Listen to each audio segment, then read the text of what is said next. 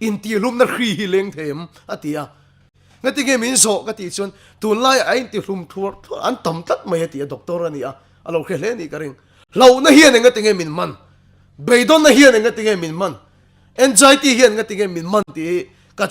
chui pathian po ka jot ani chuta tun lai ka khiat fi tak em mai retreat siam thale na camping nei ani dona heyan kan ram hi ti dam kuar kher lovang zofa de chan chona camping kan an ti po khan kan ram bo ruak khan na takin a soi dang lam ngal war kher lovang chu ka sei du ne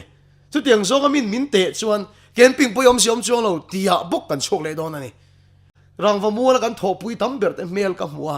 feedback in dong ve em ka khelowa speaker kan ya vai ka bulan sei de nge ka khelo mania zong tu ya call ho polling crusade kan nei dona ka chuk thla tur chu nu pakhat le afanu hi melo changa ka kal tang dong tian khre da vai melo changa mi tuit la soi chin ka kuta an vuana an hming sei ta lo lan veng sei chau chu poi lawang chu kan fa pa hi ti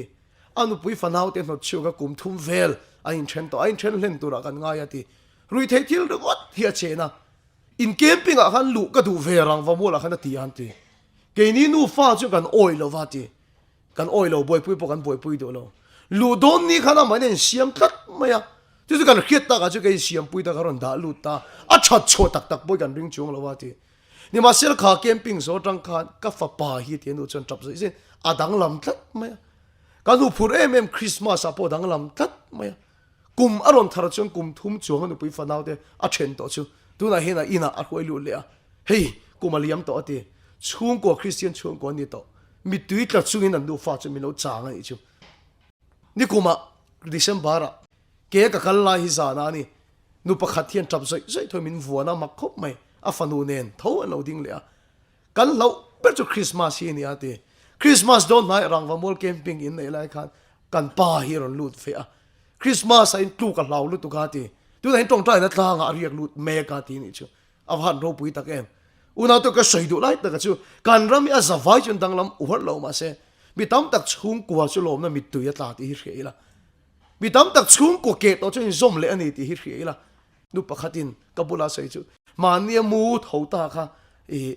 ka tu nu ka va nu ni a ti chuan ka u nau nu hi ching chi pa mi hi rang va bol camping a khan hul che ra tang a tho ti ni tu te chung kwa emo chu lo ma wa mi tu ya tla le thina ni chu tlangwal pakhat hian lui ka ma hian starfish an ti hi a charmol mola tu he na vom lu tan ti vom lu miel mai putar lo ga chon wala i vom lu thei kim don chong lo i vom lu seng don chong lo vom to lo mai ro ti he na ron khapa so tlangwal chon ka pu dik chi atam mai ka vom lu seng lo wang ni ma sela ken lai chon vom le ta chi mai ni ma sela hei hi chon nun na ne le don pakhat la le hei chon nun na ne le don an vai chon ni lo ma se hei hian nun na ne le don tu siam thale na retreat camping kal tlakin kan ram chu dam vek lo ma se tu te chung koi mo chon nun na nei le don tu te fa pa mo chon nun na nei le don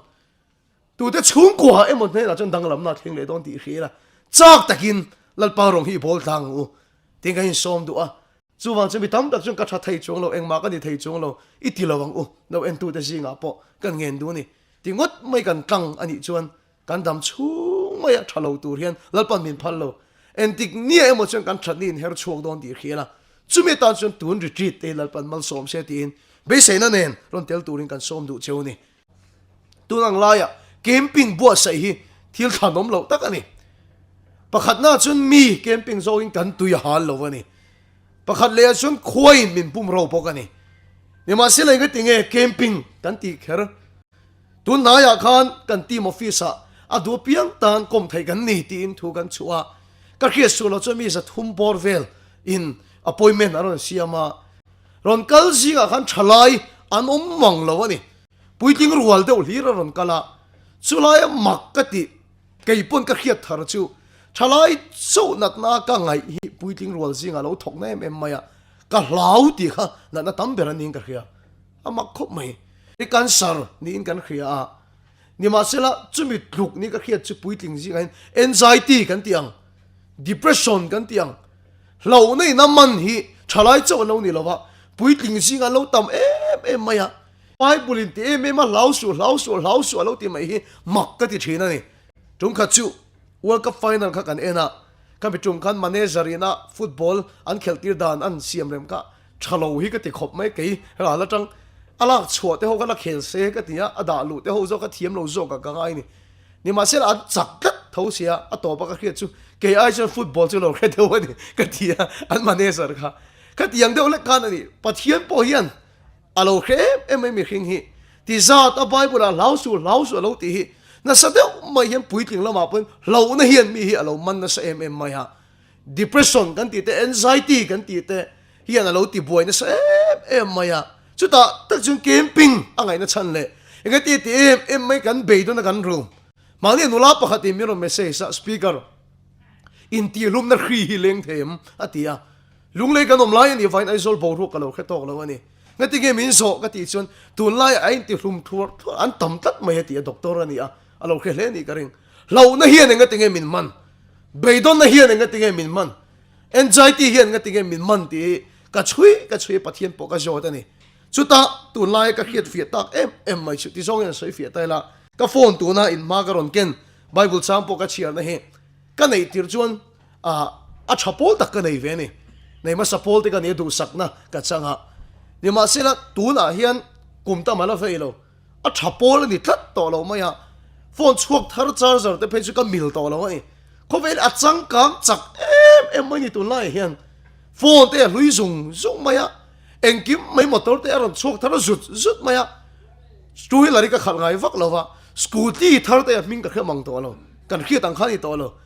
chuwa chun tun lai khovel mi cheng te hi chuan khovel chang kan ne tan sana ho sak ne tan sana khovel in tan siak na khovel hi a thang chak lu to ka chu da tlan ve phalo te chenge mon room mai lowang chu da tlan ve phalo te chenge mon beidon lowang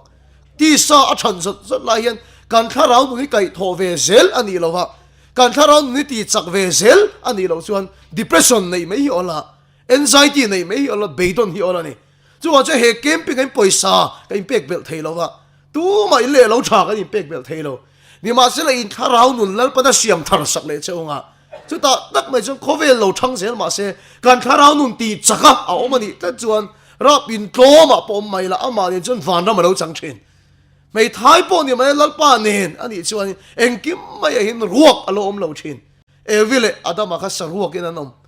ni ma se lal pa na hia ko chuan ruak na lai reng reng an khelo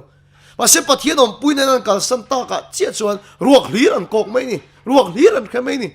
thấy bùi na nè liệp bao cái ruột kha à khổ sâu tắc tắc lo cho vào chuan tuần lai à nun ruột te bế đông te mang ăn na cả hiện cán mà mua chịu in cha nè lo va phone cha nè lo va mà tổ cha nè lo va bắt thiên chèn chịu lấy cán na ron theng lệ anh nè lo chuan he ruột cái khó về liền à khổ sâu tắc tắc lo nè cho vào chuan tu na bế đông na lệ lâu na lệ depression lệ na cả hiện he siam thar le na retreat camping ron kal ula lalpon in tharau nun a siam thar sak le chunga aro puina tuam chung chawin he camping in chua san lenga